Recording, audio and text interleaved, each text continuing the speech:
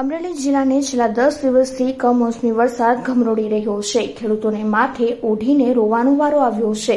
ગૃહિણીઓની વાલી અને ખેડૂતોનો મોંઘેરો પાક કસ્તુરી નષ્ટ થઈ ચૂકી છે।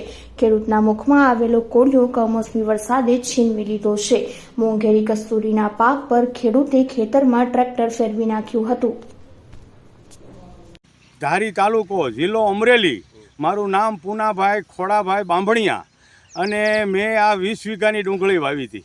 20 વીઘાની ડુંગળી સોંપીને વાવી હતી। તે 1 લાખ રૂપિયા મજૂરી સૂકવી હતી સોંપવાની અને 1 લાખ રૂપિયા પાછા કાઢવાના દીધા અને ખાતર બિયારણ જો અટાણે ભાળો એમ બધું ફેલ ગયું। તે અટાણે મેં જો પોળી કરી અને સવડા મારું બધું હળી ગયું છે।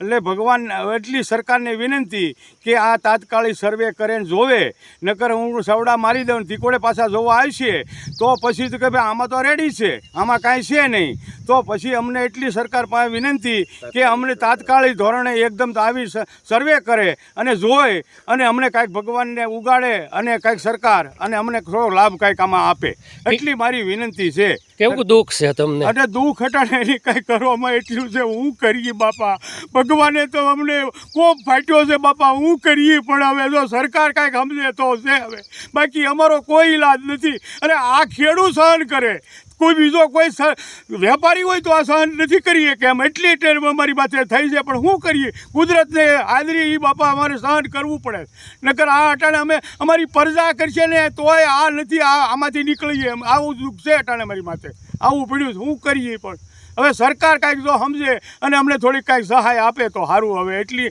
એની પાસે વિનંતી છે। ઓલા પાસે તો હવે ભગવાન તો હવે શું કરે, હજી તો બંધ તો થતો જ નથી, હજી શરૂ જ છે હમણાં।